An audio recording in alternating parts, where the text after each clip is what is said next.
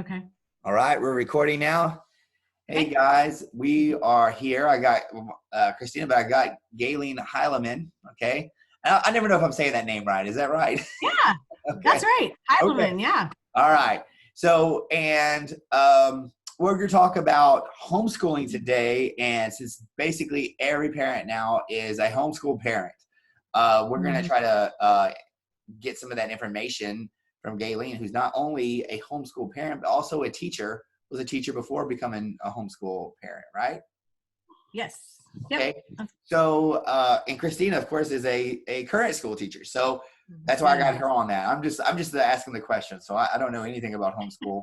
I wasn't that good in school, so I'd probably be worse at home, right? So, but anyway, Gaylene, can you tell us about your sort of about your teaching background first? Yeah. Gosh, let's see. I started teaching in 1997. Just have a bachelor's in elementary education. I kind of had an emphasis in math and English. Those are my two passions. And so I started out teaching middle school math for several years. Um, then after a few years of that, I just really wanted to get back into Spanish. I loved Spanish and studying that. And so a friend of mine, we were both in Kansas, we moved to Hattiesburg, Mississippi, and went to Southern Miss and got our Master's of Arts in the Teaching of Languages. And I have an emphasis in teaching English and also teaching Spanish. So when I graduated from there, I pretty much was teaching ESL the entire time after that. And I've taught ESL from kindergarten through the university level. I taught, gosh, let's see. I went back to middle school for a while, but again, ESL. And then I taught Spanish and ESL at the university levels.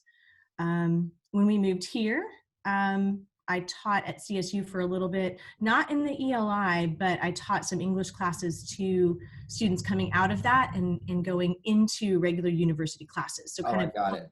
transition.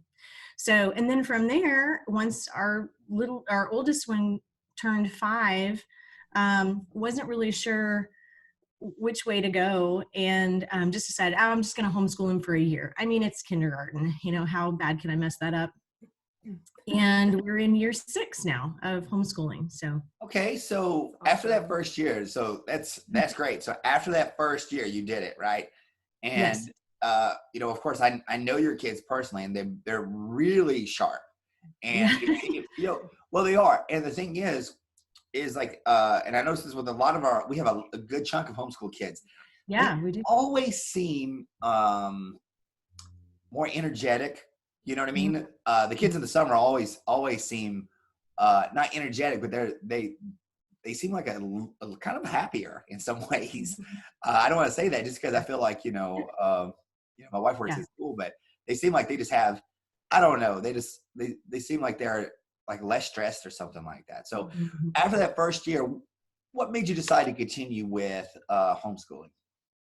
Gosh, I mean, there's so many reasons. I think for us, it was the fact that, I had our oldest just turned 5 right before school started, and probably had I put him in public school, I would have waited a year because socially he just wasn't ready.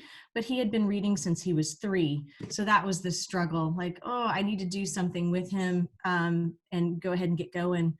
But there I think to answer your question, the reason we kept going is because I can teach him at whatever level he's at in every subject.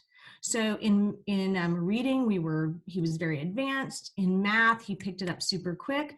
In writing, to be honest, we pretty much waited until he was in 2nd grade because it just was not working and he was not happy about it. And I thought, this is homeschooling. I can cater to that individual child. That's the fabulous part about homeschooling. Right. And I know, Cristina, you do special ed and you have a little more flexibility. I know you got a lot on your plate, but when you have children in smaller classrooms or more one-on-one or 1-on-3, you can do so much more with them and tailor it to exactly what they need. And I will tell you, I'm actually specially educated because I went to a school for the blind. Really? So basically, for my first like 5 years, we had like a teacher. We got to go at our own pace because you have kids that are reading Braille that are slower, or kids that have really large print and they have to use like a Zoom tech.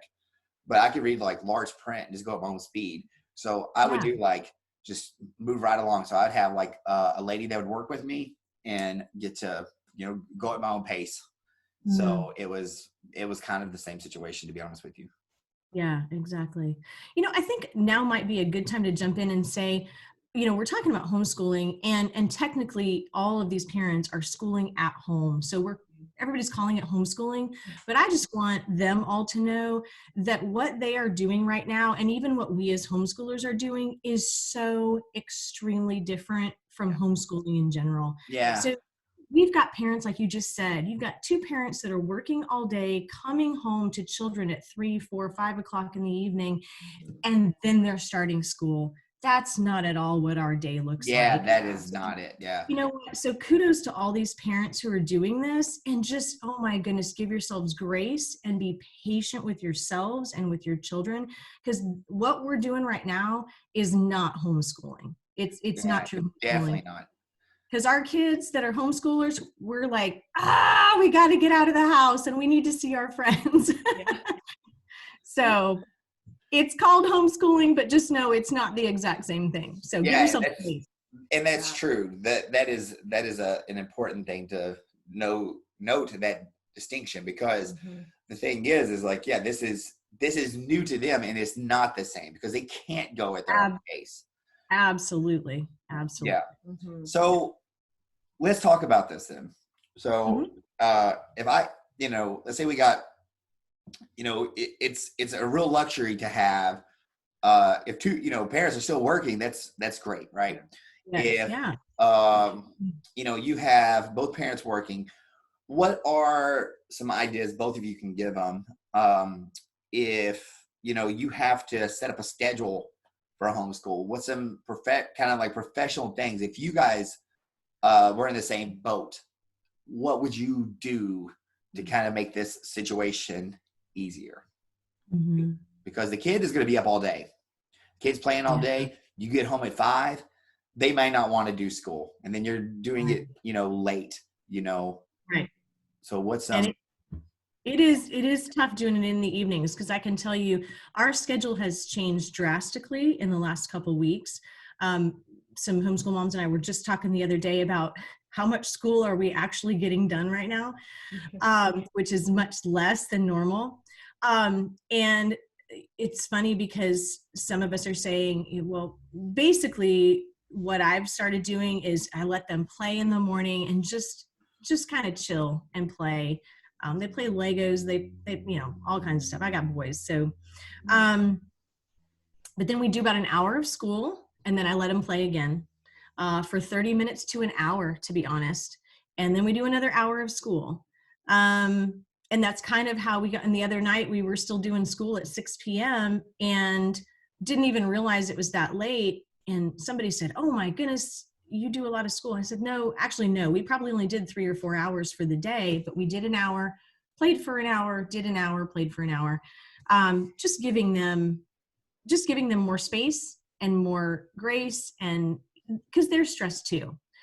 Now that's us, and that's me being home all day. And Mark, my husband, can go and work. So to talk to these other parents that are working all day and don't get home until 3 or 4, I would suggest that they have a plan for their kids of a few things they could do throughout the day, on their own. If there's any of the schoolwork that the schools are asking them to do that the children are able to do on their own, just make a little schedule. I have a schedule for our boys on a whiteboard in our schoolroom, and at 10 a.m., if they're able to do their math, do math.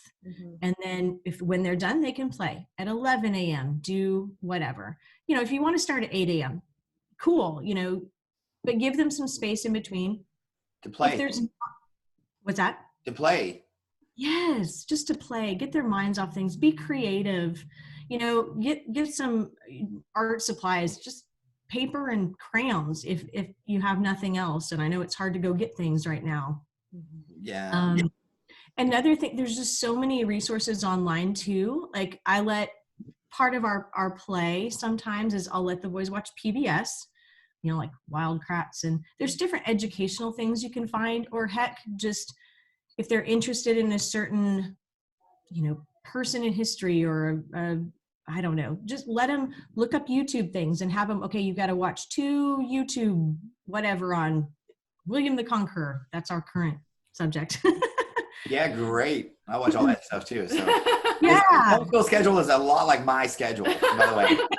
It's like as an adult, that is like an entrepreneur, that is my schedule. So yeah. And there's all kinds of things to like a great resource that we use a lot is called Art for Kids Hub. A lot of people call it Art Hub for Kids. It's becoming really popular. It's a dad, and he always has one child, and they show you how to draw things step by step by step, and you have this really beautiful creation at the end. Oh, that's amazing. Christina's been doing that kind of same thing. We have like not this week, because this week is supposed to be spring break. So we took a break from it, but she's been doing like an education half hour via Zoom for our students.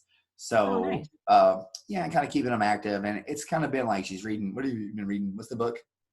Well, we've been, doing just some different little projects and things. So it's basically after, because I have my work hours, and then like after my work hours, then I do like a little half hour segment. But one of the things that I've done is the little is some art projects, where we've been like drawing a superhero or that kind of thing, and we did like a little lesson on plants, and sometimes I'll read like a little snippet out of like a Junie B. Jones book, or something along those lines. So just to just kind of keep them active, but also help them can stay connected with a person that's kind of outside of their realm right now, like with the JiuJitsu and that kind of thing, and just kind of helping them stay connected to that community, because a lot of our students, they, the only time that they will see those other kids is at JiuJitsu. And the only time that they would see me, or the only time that they would see Jason, would be there. And so, we're just trying to kind of connect with them, and some different ways. But but we've had some cute little projects that came out of really cute. Use a website. It's artprojectsforkids.org, and so she does a lot of step by step, because I am not an artist at all, and so the fact that like I can put something together like using a grid, so like that's the only way I can draw, is like if the paper is like folded into quadrants or six or something, and I'm like, oh, okay, I can do this.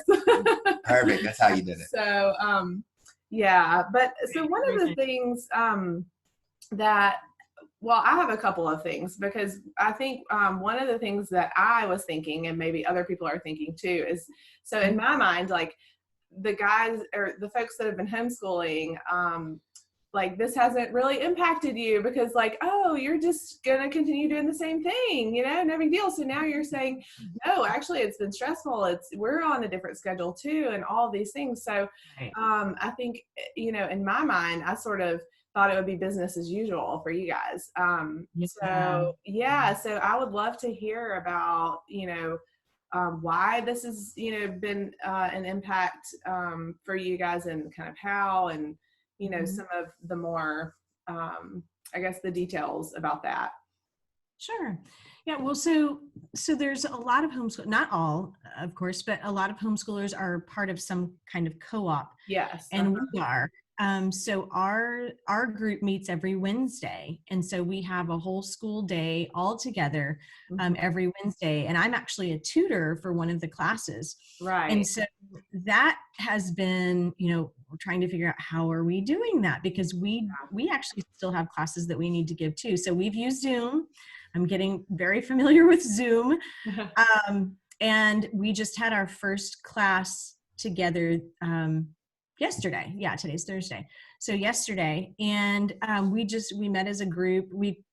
We've had to split up differently. So instead of having all of the 8 and 9-year-olds, like I usually do, our directors split us up into families and put a family, like there's 3 families in my group now, which is awesome. You know, we get to know people better in the setting.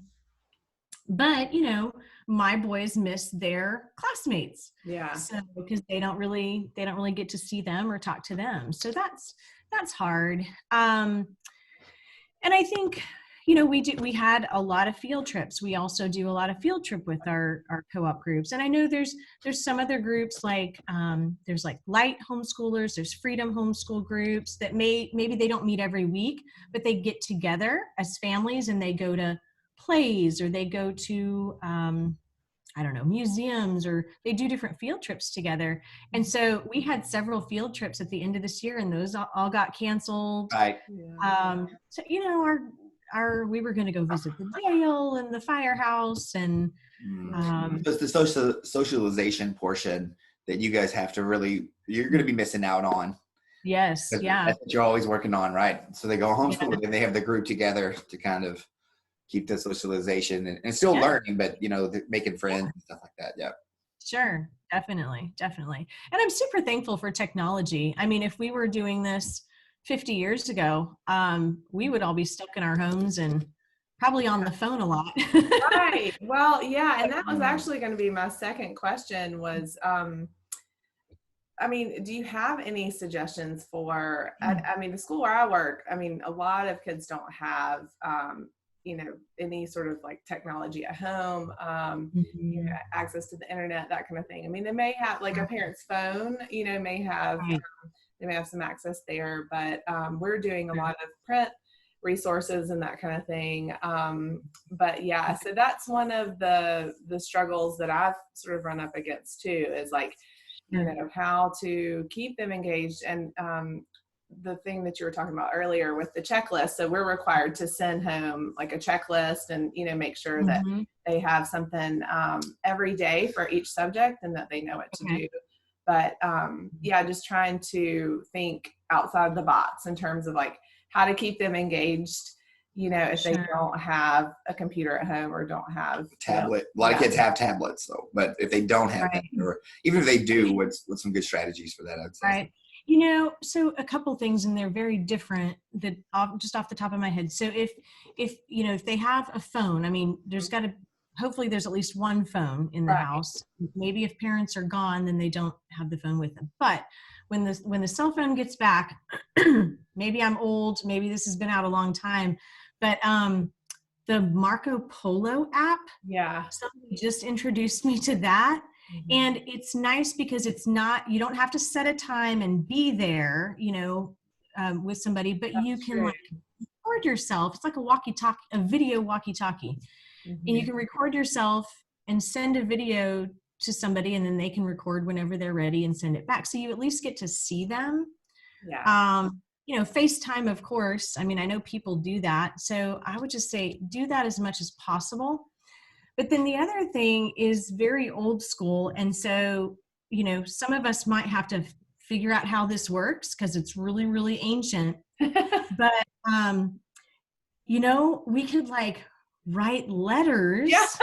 That's one of our things we're going to do. We're going to get the kids to be a pen pal. Yeah, that's what. So we're going to find a pen pal. Yeah. One of the lessons that we had was like to do like the little art project and then like send, you know, write a little note like thinking of you and, you know, or I hope you're having a good day, and then just put it in the mail and send it to a friend, send it to a family member or someone at like a nursing home or hospice or something. But we're going to get our kids to actually try to write each other. You know what I mean? Yes, that's what I'm need a pen pal. That's awesome. Yes, exactly. I got it from Charlie Brown. I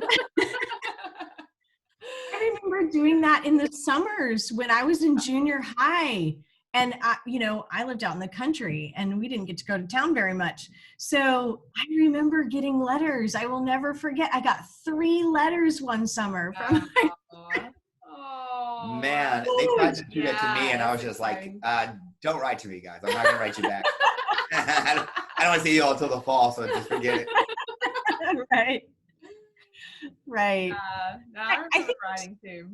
Yeah, I mean, and plus, I mean, they get to work on their writing, like, you know, spelling, handwriting. So they're using this stuff for real life. And hey, this is how we used to do it in the olden days, Mm-hmm. Yeah, it's a great life skill too, for sure. It is. Mm-hmm. It is. Yeah. And, if you think about older people in their lives, like their grandparents, maybe even some great grandparents, that is how they communicated across the miles, I mean, I know a lot of people have family here, but there's a lot of people that don't have family close. Mm-hmm. And my mom, who is 75, she sends the boys letters every couple weeks. And I've been terrible about having them write her back. We call her and talk to her on the phone.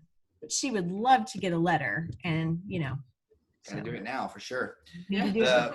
So, and it's really interesting because it's like it's so easy to call, but I think having a Penpal is it's just different. So that's one of the little projects we're gonna do. So let's kind of one of the things you mentioned earlier was like, if I was homeschooling a kid, not homeschooling, but let's say I'm a parent that now has to work with my kid, how those breaks were real important, right? So if we have like 3 hours to do classes, just sitting my kid down on a table for 3 hours straight may not be as productive as just having like 30-minute breaks. Absolutely. Don't try to do it all in one shot. And to be honest, that when I say we do school for an hour, what that looks like for us is I am working one-on-one with one of my boys for 30 minutes. I literally set a timer, because if it goes beyond 30 minutes, they are antsy. They're not focused anymore. So I set a timer for 30 minutes. We do as much math as we can get done in 30 minutes. And when the timer goes off, we switch. And the other child is working on things that they can work on their own without my help. So we have what we call copy work, and they're copying. This is an old school thing. We're bringing it back. They're copying the history sentences and the English sentences and science and things like that. And so they're copying, and they're working on their penmanship. We do cursive. Again, we're going old school. So we do cursive, but we switch. So I'm working one-on-one for 30 minutes, and then they do their individual thing for 30 minutes, and then we have a break. So I either make them go outside and play with the dogs, or we have a snack or something different. So at least 30 minutes. During the day, how much, like as far as hours go, like for one day, how many hours are they actually doing school? What's like kind of the max level you would say? I would say like no more than 4 hours, and that's a lot. Yeah. And what our school looks like, and it's not just sitting down paper pencil either. I mean, we do geography, so I have all of these map puzzles, like that might be geography.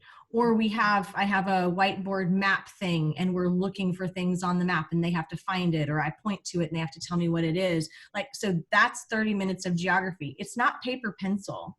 Right. It's not sitting down at a table. Like, we might be standing around a table doing a puzzle, or we might be sitting on the floor with our little whiteboard maps. So it's not 3 or 4 hours of sitting at a table. I would say max, we're probably sitting at a table doing work 2 hours maximum. Okay. But the other couple hours is me reading to them. We go out we have a nice front porch that we can sit on, and we sit on the front porch and read books. We might go out in the backyard, and they're jumping on the trampoline while I'm reading them a book. Or they might play Legos while I read them a book. But they don't have to be sitting still, focused on you, looking at the pictures. That is a good quality. They do need to be able to sit still and focus. But I have found, especially with my boys, that they actually retain more information if I'm reading a story or some history lesson or something. If they are fiddling with Legos, they retain more than if sitting and having to stare at me. Because I think a lot of parents may think is like, well, I got to do this. And then they might remember they feel like they have to be like a taskmaster to get this done, and the kids aren't going to be receptive to that. And it's not going to be probably counterproductive, I would say. Well, right. if I can jump in here too, to sort of say, because at least from what I know at our school, the thing is that we are required to send home, I think it's like 3 to 4 hours worth of paper and pencil work. So like, you see what I'm saying? I mean, so they're not getting, like a whiteboard geography map to kind of play with, and they're not, and so that's the challenge too, is that like a lot of these parents, I imagine, are, at home, and they're looking at these packets is what they call them. Yeah, so they're huge. We're sending like these work packets home with a daily checklist for, the next 20 days. So the next 4 weeks of school. And every day they have to check off the box of, the subject material that they covered. And then we have to send the print resources because, again, if they don't have access to any kind of technology at home, Gotcha. it is tough because in a lot of senses, these parents are facing having to sit at home and do 3 to 4 hours of paper and pencil work with their student. And it's I'm going to make a prediction. So I'm going to make a prediction right now that if this situation doesn't change our education system, then, I think one of the big lessons I hope that is learned is what are we doing in our education system? I think that once the parents have to all over the country sit and say, okay, this is ridiculous. They're asking I think they ask too much of the kids. I think that's why so many people are homeschooling, is because it's like, hey, my kids are getting more out of it, doing less, and they're doing less hours. Just different stuff. So I wonder if I had these packets, if I could, like, hey, today we're just doing this one subject. It's like every day I'm not going to do it. I probably wouldn't do the same thing every day, or I would say, okay, we're going to do math at this hour and then this time it's English. I would probably just break it up. So if I had the schedule, I had a packet. It's like, hey, we're getting this packet done, and that's kind of how I would set it about. And I don't know what that looks like, Cristina, but hearing what she is saying, if you had these packets that you've already had to do, how would you set that up? Say we had a little kid. I mean, especially if I was, 2-parent household both working, or even 1-parent household, both working. I mean, I think that there's going to have to be some time built in over the weekend. And I mean, I know people hate to do work on the weekends, but I feel like that trying to, just really grind it out through the week, for the sake of just having 2 days off is in this situation isn't going to work. And so I feel like, pacing yourself and doing a little bit over the weekends, when the parent is, I don't know, if the parent's working on the weekend or but the days that they have off, kind of continuing to work through that time, because otherwise breaking it up, letting that kid have fun. So the kid's not going to sit there for an hour just being miserable. And I mean, I think that's my opinion, of course, is that's the problem with schools in general, that they're asking the kids to sit there 8 hours a day. And then because as a martial arts teacher, I can tell you it's very different during the summer. So what I mean is, are the kids better behaved during the summer? I mean, they're not bad kids. It's just they come in with a lot of energy after school. They've been sitting there for all day. They haven't got to play. The homeschool kids come in and they're still playing and stuff. But when it's time to sit down, they just sit down because they got to play all day. So during the summer, all the kids are out playing. They're having a good time. They come in, sit and focus, boom, all of them. So that's one of the things I've noticed over the last couple of years. It's like, oh, wow, these kids are just not getting playtime. So during the school year, like, some of the parents are like, well, I want my kid to, just get right in on it. I was like, no, I'm going to let them play for about 10 minutes because I can see the class is like, these kids haven't got to play all day. They have been doing nothing, sitting there, they're not retaining, I don't know if they're retaining information because they're bored out of their mind, but I can tell you that when I get them sometimes, it's like, oh, these guys, they got to play. And then I let them play a little bit longer. We get into the lesson, boom, they're fine. So that's the thing. So a lot of parents, I think, if you're sitting your kid down and being like that taskmaster and just like, hey, you got to get this done. We got 4 hours. No, that's not going to work. No, it's going to be miserable for everyone involved, child and parent. And I would say if you've got 4 hours of paper pencil work, then I would not I wouldn't even sit down with them for an hour at a time. I would sit down for 30 minutes, seriously, set a timer. And then when that 30 minutes is done, get up, even if they just, run down the hallway and back 5 times, get them doing something. We do, even in the tutoring, the homeschool tutoring class I do, we have to teach new information. It's only for 30 minutes each week. But during that information, I don't even make them sit and look at me for 30 minutes. But like we get up and we do squats while we're doing something. So if they've got, I don't know, whatever, if they're doing their English worksheet, do problem number 1 or answer the question 1, and then get up and do like 25 squats, and then sit down and go to the next one, and then do 25 jumping jacks. Think of little things like that, something to get them active, to get their blood flowing. I mean, this is a scientific thing. You got online classes. I mean, and we're doing exactly. Yeah. Exactly. And we're doing punching and kicking and lots of exercises. I mean, jiu-jitsu has punching and kicking in it, but I usually don't teach it until they're older. But I was like, man, we just got to teach something. We got to get them moving, got to get them active. And, we've had great response from it. Yeah. But the thing is like that breaks up the kid's day. It's like, hey, we're doing jiu-jitsu. And I imagine, if you have a backyard, I mean, you have a tablet and you're on Zoom, you can go in the backyard and do it if you have a nice backyard. You can get outside and do your workout at the same time. But we're rolling around on the ground, so I mean, I'd roll in the grass. I wouldn't care, but some people don't care.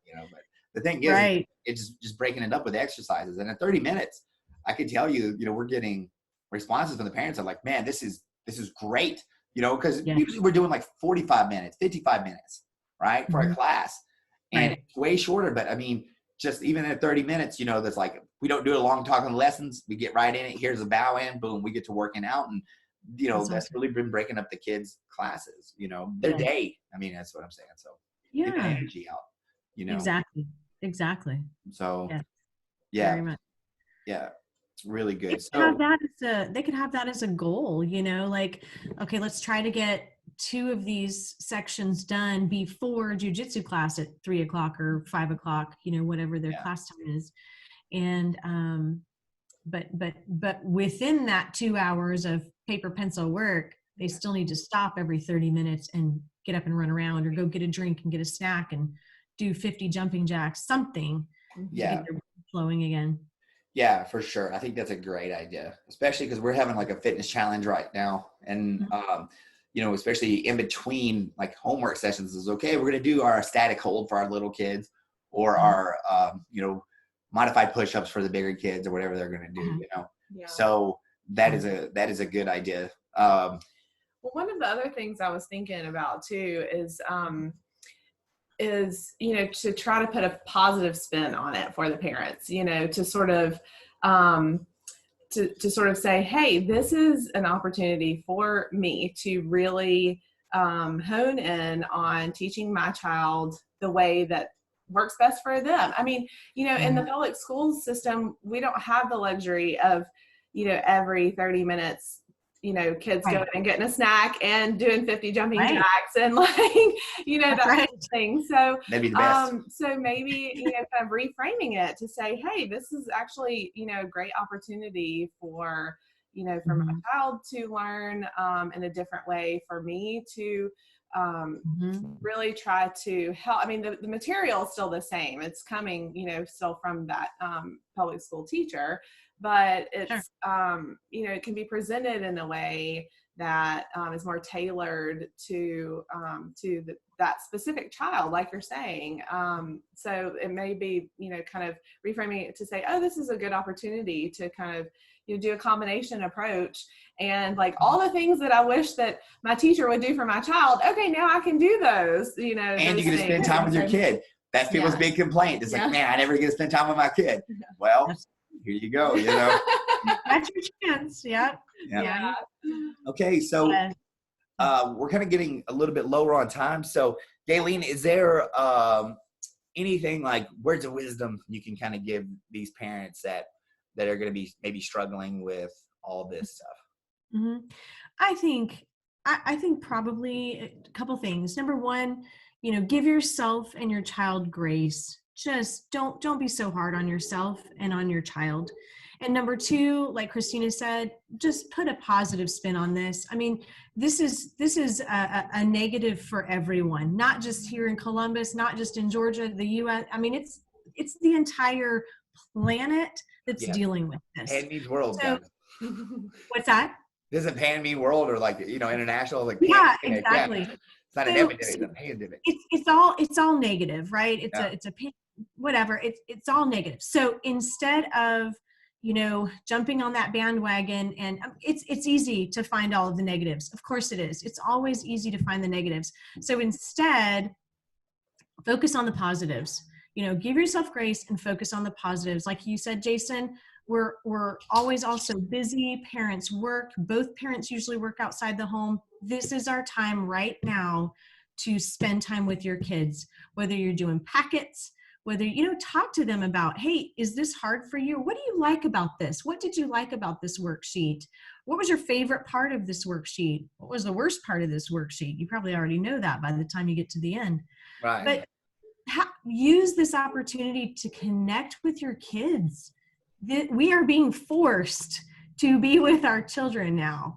So let's see it as this positive thing that we've always wanted, and let's use it as that. Yeah, for sure. Okay, Cristina, do you have anything, especially since kind of know about the packet situation? Is there anything you could tell them in addition, or? Well, I love the kind of grace and compassion that Gaylene is talking about, and just being trying to have that patience with yourself and with your child. But also, I mean, I think pacing is huge. Yeah. I think pacing yourself and just saying like, hey, right now this is a lifestyle change, and so let's look at it as like an everyday thing. And so just maybe doing pacing it out over 7 days instead of 5, and that kind of thing. Yeah. And I'm sure there's a lot of opportunity to have fun with it. I mean, maybe not, I don't know what it is you're going to have, I think it's going to force parents obviously to be creative. And it's like, okay, what can I do? I mean, they may not have the access, like their home may not be set up for homeschool, but it doesn't mean they couldn't set it up. It doesn't mean that they couldn't find some ways to be creative, to do this stuff, and kind of be part of their child's education, because everybody always says education starts at home, which is true. Right. So it's like, well, this is going to give the parents a real chance to, like you guys were saying, basically to be part of that. So, to connect with your kid. Pull some old book out that you've been wanting to read with your kid forever. Even if it's something from their early childhood that maybe is a good memory for them. Just that could be the break for 15 minutes. Just sit with your kid on the couch and read to them. Yeah. When do parents get to do that? And we've talked about it last month about connection, and we're talking about it kind of this month too, connecting with our kid. And then it's like, kids need it. So you got to connect with them and just do it. Absolutely. Yeah. It's an adventure. Yes. Yeah.